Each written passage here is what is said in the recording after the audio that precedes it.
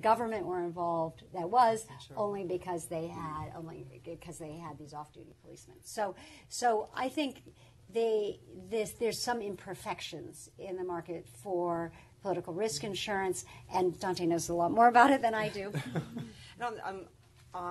With respect to MIGA, quite often just being part of the World Bank Group has been an incentive that benefits MIGA because there's a lack of willingness or less willingness to default on something. So I okay, so they could have an advantage right there. I take that. Good That's point. the other. Well, it's the political risk equivalent of speak softly and carry a big stick. Yes. Right. Soft power.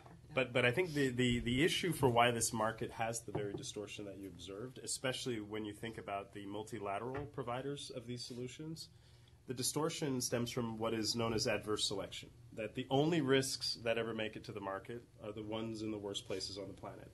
And so no surprise, it is harder to price, harder to underwrite, and we only underwrite the very biggest things. And so what I've been advocating for is to create a better, broader platform that spreads the risk, and so that it's not just the worst things that make it to the market, but it's really, frankly, a spread of them. And that will drive down pricing, increase availability. And we really want this to be an investment promotion mechanism as opposed to something that's prohibitive. Sounds a little bit like the Affordable Care Act. A little bit. It does. It does. A bigger pool. Speaking of political risk. A bigger pool of risks. That's right.